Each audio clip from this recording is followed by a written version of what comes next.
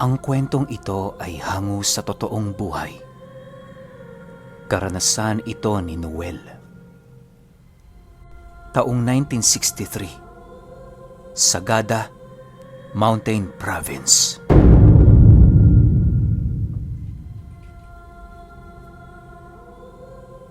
Itong mga panahong ito, nakatira ang pamilya ni Noel sa kabundukan ng Sagada.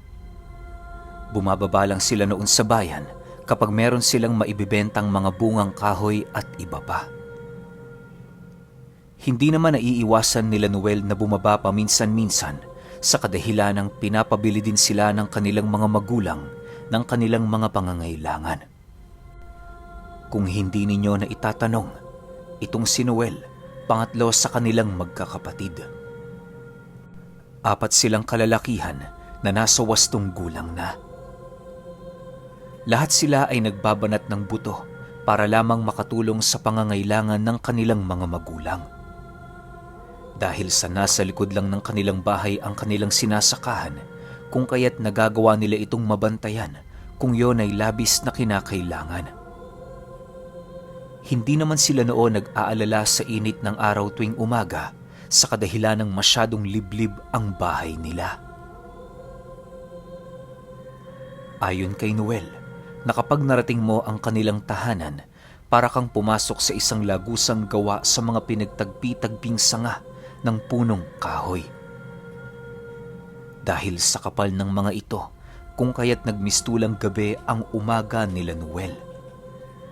Kahit nga nasa bundok sila noon nakatira, mapuputi ang kulay ng mga balat nila dahil sa hindi sila gaanong naaarawan tuwing umaga. Dagdag pa nito, na bagaman taga-bundok ang palayaw nila sa baryo, pansinin sila ng mga dilag tuwing bumababa sila ng bundok. Ang labis lang noong ipinagtataka ni Noel ay ang pag-iwas ng kanyang mga magulang sa mga taong nakapaligid sa bayan. Magmula noong nagkaroon siya ng kakayahan na tumungo roon para maipagbili ang kanilang mga paninda, ni minsan hindi niya yon nakitang pumanhik sa baryo. Walang kaide-ideya si Noel pero tila ba umiilag lang talaga ang kanyang mga magulang kahit ito ay wala namang kasalanan. Paminsan-minsan, inaakala na niyang rebelde ang mga ito gawa ng may mga panauhin yung kinakausap tuwing hapon. May mga pumupunta rin sa kanila doon para uminom ng tubig at makahingi ng konting pagkain. Siyempre, bilang lumaki silang hindi maramot, lahat ng kanilang kayang ibigay, ibinigay nila sa mga taong nangangailangan.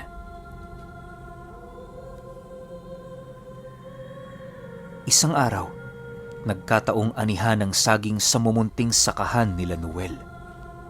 Maaga pa sila noong nagising para mapatulo na ang mga dagta ng bunga nang sa gayoy hindi na sila mahirapan na pasanin ito patungo sa bayan. Lahat ng parte ng saging noon ay kanilang napakinabangan nang sa gayoy wala doong masayang. Ang katawan ng saging, ginawa nilang pagkain para sa baboy, maging ang iilang dahon nitong hindi pa gaanong matigas. Bago sumapit ang 9:00 ng umaga, nagawa ng mapatulo nila Noel ang mga bungang ibebenta nila sa bayan. Nang makita nilang kakagising lang ng kanilang mga magulang, agad din naman nila itong nilapitan para magpaalam. "Nay, aalis na ho kami. Kayo na ho ang bahala dyan, ha?" Wika ng kanilang panganay. Nang marinig ito ng kanyang ina, ngumiti lang naman ito at tumango.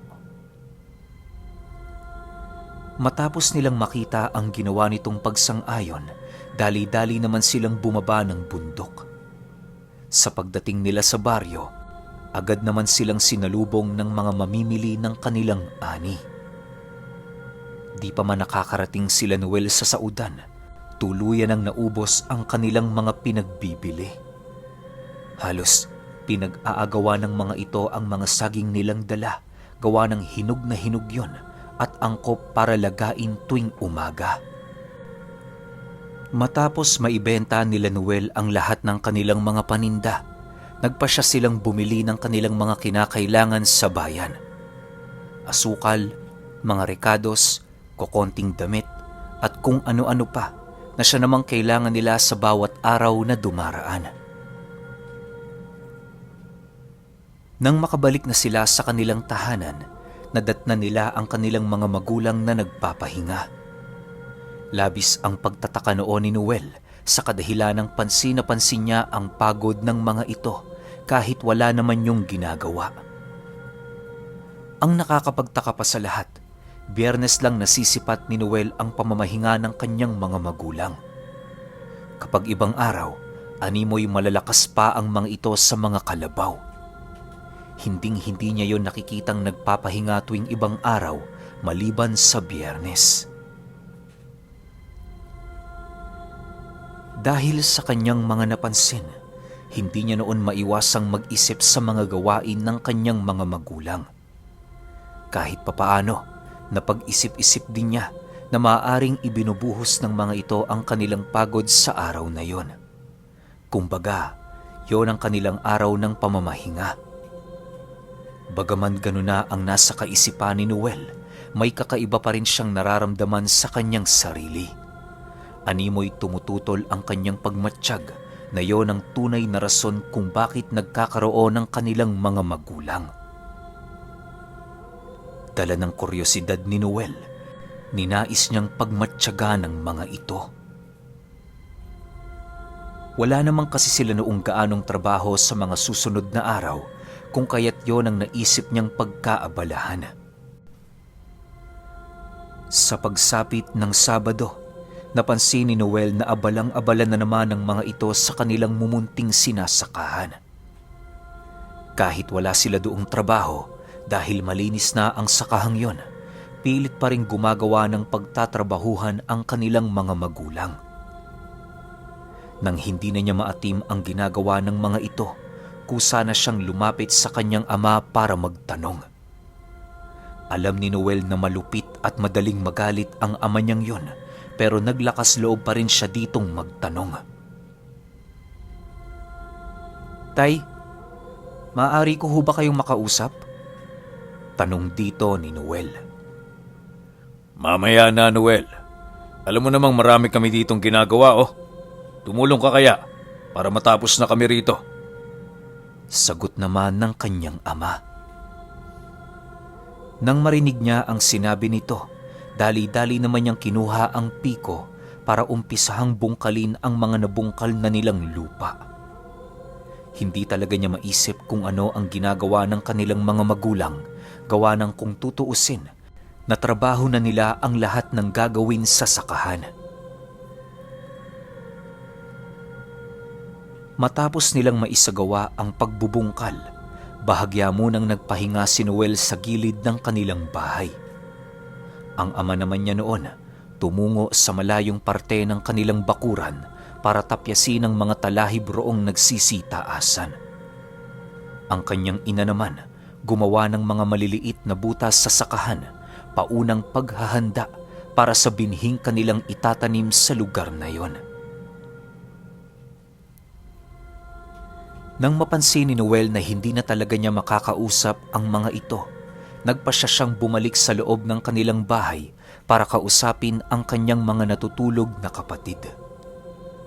Mga matutulugin kasi ang mga ito kapag wala silang sinasaka o trabaho. Animoy tanging siya lamang ang natatangi sa kanilang pamilya, gawa ng sa tingin niya, siya lang ang normal sa kanila. Isipin ninyo, kapag nagtatrabaho noon ang mga magulang ni Noel, panay naman ang pagpapahinga ng kanyang mga kapatid. Maghapon yon, kaya na may bibihira lang yon kung kumain kapag umaga.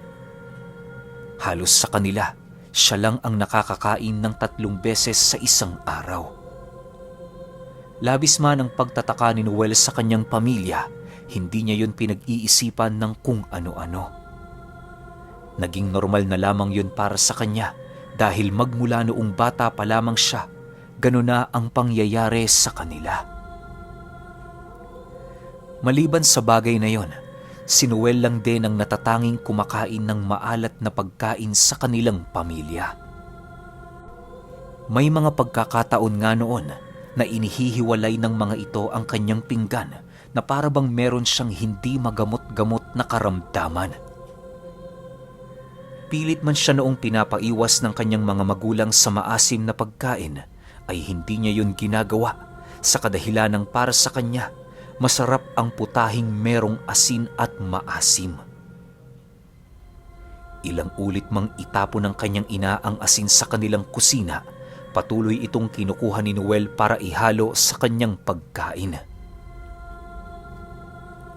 Magmula noon, nagpasya ang mga magulang niya na ihiwalay na lamang ang kanyang pinagkakainan sa kanila.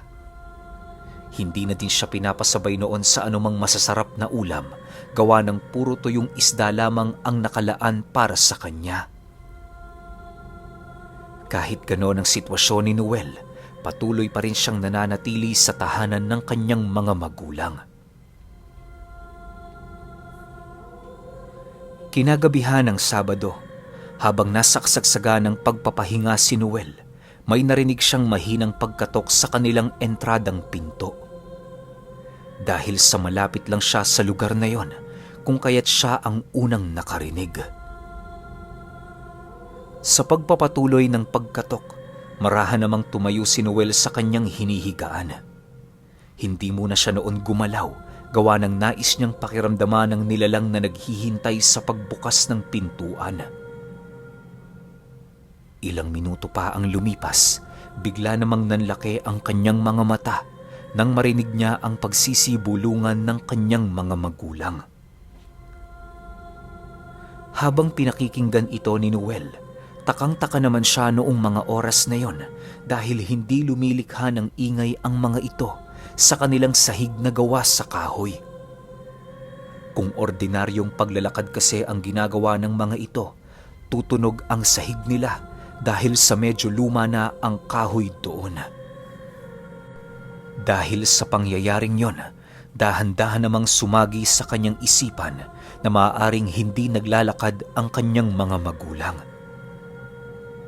Dala ng kuryosidad noon ni Noel, marahan siyang bumaba sa kanyang higaan para gumapang patungo sa pinto ng kanyang silid. Iniiwasan din niya noong makalikha ng kahit na anong uri ng ingay nang sa gayoy hindi siya mahalata ng kahit sino man sa miyembro ng kanilang pamilya. Sa pag-usli ng ulo ni Noel sa sala, agad namang sumambulat sa kanya ang kanyang mga magulang na nakalutang ang mga paa sa hangin. Nanlilisik ang mga mata nito at pinalilibutan yon ng mga usok na animoy usok na nagmumula sa nasusunog na uling. Sa pagpapatuloy ng kanyang pagmamasid, doon niya nakita ang kanyang mga kapatid na nakalutang din sa likurang bahagi ng kanyang ama. Maya-maya pa, bigla naman itong binuksan ang kanilang pinto at kasabay nito ang pagsilay ni Noel sa malataong nilalang na merong daladalang nagdudugong karne. Pagkabigay ng karning yon sa kanyang ama, mabilisan naman yung kumaripas ng takbo hanggang sa maglaho na lamang ito sa paningin niya. Sa pagbalik ng katahimikan sa paligid, agad namang tumungo ang kanyang mga kapatid patungo sa kusina ng kanilang bahay. Kahit nasisipat yon ni Noel na nag-uusap, nakakapagtakang wala siyang naririnig sa mga ito. Matapos nitong mawala sa kanyang paningin, dali-dali naman siyang bumalik sa kanyang hinihigaan para mag-aktong natutulog. Kinaumagahan, pagmulat ng kanyang mga mata, animoy walang nangyari sa bahay nila. Kagaya ng palagi niyang nararanasan, balot na balot pa rin ng katahimikan ang bahay nila dahil sa buong maghapong pamamahinga ng kanyang kapatid. Hindi na din niya doon nadatna ng kanyang mga magulang sa bahay nila dahil maaga pa yung nagtrabaho sa kanilang bukirin. Kahit nakakaramdam ng takot si Noel, pinilit niya pa rin gawin ang lahat ng kanyang makakaya para mag-aktong walang nakita. Unang beses pa lamang niya kasing nasipat na nasa ganoong estado ang kanyang pamilya, kaya na may hindi niya maiwasang mabahala. Magmula noong nasilayan ni Noel na nasa ganoong estado ang kanyang mga magulang, tila ba naglaho na lamang na parang bula ang kanyang pagmamahal sa mga ito. Hindi niya noon matanggap na ang pamilya niya ay merong dugo ng aswang. Ilang ulit man niya noong ibalik ang pagmamahal sa mga ito, tila ba hindi na niya yung kayang gawin. Sa puntong yon, doon na gumawa ng paraan si Noel para naman kahit papaano'y magawa niyang makatakas sa hawlang kumukulong sa kanyang sarili. Sa pagsapit ng hapon, naglakas loob siyang puntahan ng kanyang mga magulang na nagtatrabaho sa kanilang sakahan. Nay, Tay, marami pa po ba kayong gagawin? Tanong dito ni Noel. Naku anak, napakarami pa naming gagawin. Tulungan mo kaya kami para maaga na kaming matapos rito. Sagot naman ng kanyang ama habang nagpuputol ng mga sanga ng puno.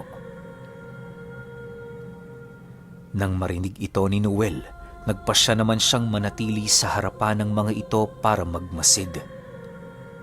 Hindi niya noon nilubayan ang kanyang mga magulang nang sa gayoy mapatunayan niya sa kanyang isipan na hindi siya pinaglalaroan ng kanyang paningin noong nagdaang gabi.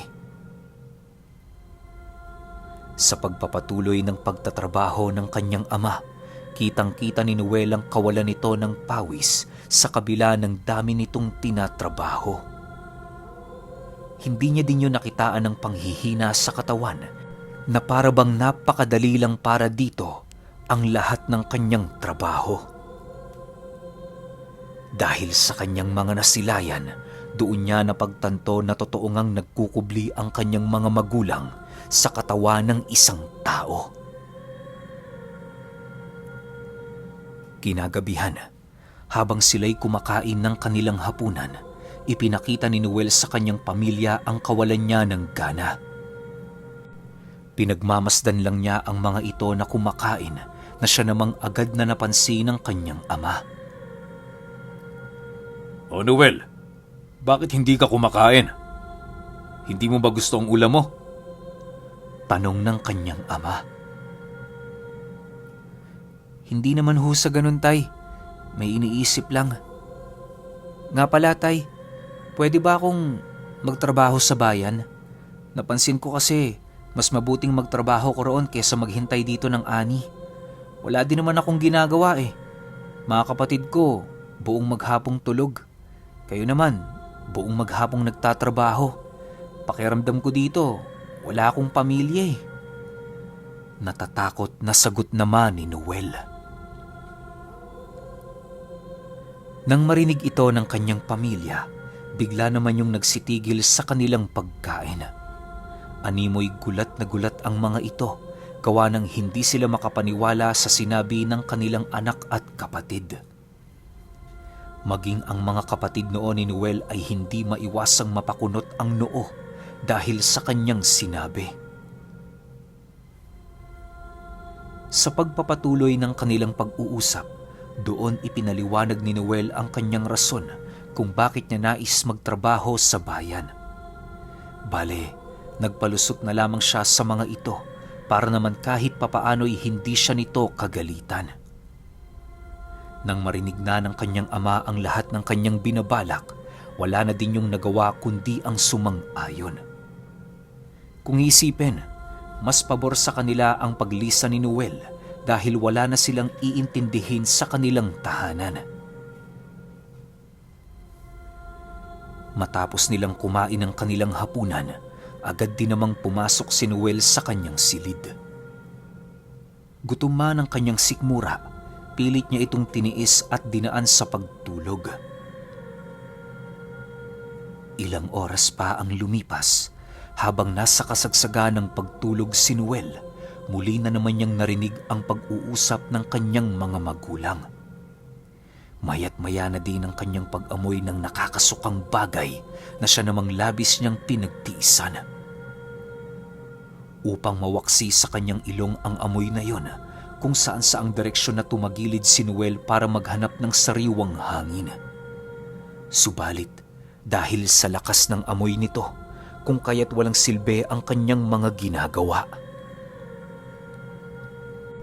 Nang hindi na niya maatim ang mga nangyayari, nagpasya siya noong lumabas sa kanyang silid para magpahangin. Hindi na niya gaanong inintindi ang mga magulang niyang nag-uusap sa labas dahil sa kanyang pagmamalabis na maiwaksi sa kanyang katawan ang amoy na yon. Sa paglabas niya sa kanyang silid, doon niya nasipat ng harapan ng kanyang mga magulang na nakalutang sa hangin. Nanlilisik ang mga mata nitong nakatingin sa kanya na para bang hindi sila lubusang makapaniwala sa kanilang mga nakita. Sa pagbuka ng bibig ng kanyang ama, doon niya nakita ang matatalas nitong mga pangil na siya namang labis niyang ikinabahala. Ilang minuto pa ang lumipas, bigla namang lumapag sa kanilang sahig ang kanyang ama habang nagsasabi ng, Pumasok ka, Noel. Baka may makakita sa'yo. Bukas na natin pag-usapan ang mga bagay na ito. Bukas? Kahit wag na, tay. Alam ko naman kung saan pamilya ako nabibilang eh. Hindi na mahalaga kung ano kayo. Ang nais ko lang naman, magtapat kayo sa akin. Bakit ako normal? Bakit ang mga kapatid ko hindi? Pabalang nasagot naman ni Noel. Matapos niyang makapagsalita, bigla na lamang siyang napaluhod sa lupa habang patuloy na umiiyak. Nang akmang sasagot na noon ang kanyang ama, bigla naman itong nakarinig ng pag-alulong sa labas ng bahay nila, indikasyon na naroon na sa kanilang lugar ang mga tagapagdala sa kanila ng pagkain. Sa hindi malamang dahilan, dali-daling pinapasok si Noel sa kanyang silid na para bang merong masamang mangyayari kung hindi nila yun magawa. Dahil sa wala namang kaide-ideya si Noel, nanatili siya sa kanyang kinatatayuan at mariing tinutulan ang pag-alalay sa kanya ng kanyang mga kapatid.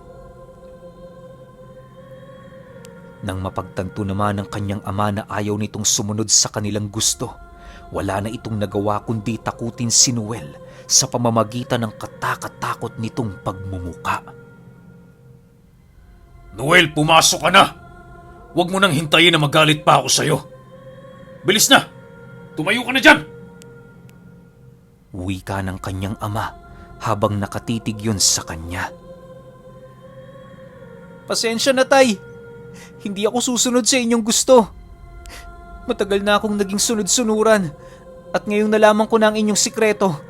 Panahon na din para maliwanagan ang isip ko. Sagot naman ni Noel. Matapos itong marinig ng kanyang ama, bigla naman itong natigilan nang umatungal ang mga nilalang na nasa labas ng kanilang tahanan. Paulit-ulit nitong isinisigaw ang pangalan ng kanyang ama na para bang labis ang galit nito sa kanila. Sa pagpapatuloy ng pagdinig ni Noel sa pagsigaw ng mga nilalang, doon niya narinig ang mga katagang tao, traidor at walang isang salita. Dahil sa mga katagang kanyang narinig noon, nagpasya na siyang pumasok sa kanyang silid para magtago. Ang kanyang mga magulang naman noon, lumabas ng kanilang bahay para harapin ang mga nilalang. Maya-maya pa, nakarinig siya ng mga pagsisigawan sa buong paligid at kasabay nito ang mga pagsiiyakan ng mga nilalang. May mga kumakalabog na din sa kanilang dingding, indikasyon na merong nag-aaway sa labas ng kanilang bahay. Ilang minuto pa ang lumipas, biglang bumalik ang katahimikan sa buong paligid. Pagrinig ni Noel na pumasok na ang kanyang mga magulang, dali-dali naman siyang lumabas para salubungin ang mga ito. Nang masipat niyang nasa tao na itong kaanyuan, marahan naman niya yung nilapitan habang nagtatanong ng, Tay, ano bang nangyari? Bukas, Noel, tumungo ka na ng bayan. Doon ka na muna manirahan. Kapag may panahon, ipapabisita kita sa iyong mga kapatid. Maghanda ka na, anak. Sagot naman ito sa kanya. Nang marinig ito ni Noel, hindi na siya nakapagsalita, bagkus ay ninais na lamang niyang bumalik sa kanilang silid. Hindi na siya noon nagdalawang isip na mag-impake, gawa ng nakakaramdam na din siya ng panganib sa kanilang mismong tahanan. Kinaumagahan, bago nilisan ni Noel ang kanilang tahanan, doon inilahad ng kanyang ama ang kakilakilabot nitong sikreto. Ayon dito, hindi nila tunay na anak si Noel, bagkus ampun lamang ito sa yumaong kapatid ng itinuring niyang ina. Alam din nilang hindi yun kabilang sa kanilang uri, kung kaya't ginawa nila ito ng isang silid na magliligtas sa kanya sa panganib. Kahit hindi nila totoong kadugo si Noel, itinuring pa rin nila yung isa sa kanila. Magmula noong bata ito, ibinuhos nila dito ang kanilang pagmamahal, kagaya ng pagmamahal nilang pinaparamdam sa kanilang mga tunay na anak. Nang marinig ito ni Noel, bigla naman itong napahagulgol sa pag-iyak. Hindi niya kasi lubusang akalain noon na aalagaan siya at ituturing bilang tunay na anak ng isang pamilya ng mga aswang. Sa pagdating niya sa bayan, agad naman siyang naghanap ng matutuluyan para maipagpatuloy ang kanyang buhay. Magmula noong nakalipat na siya sa lugar, kailan may hindi na niya nakita ang kanyang pamilya na pinagmulan. Wala naman siyang magagawa noon dahil abala na din siya sa kanyang mga trabaho. Ilang taon pa ang lumipas, nakatayo na si Noel sa kanyang mga sariling paa. Nagkaroon na din siya ng pamilya na siya namang minahal niya ng sobra. Pero alam niyo ba, na kahit masaya na noon si Noel, hindi pa rin niya makakalimutan ang kanyang nakagisnang pamilya ng mga aswang.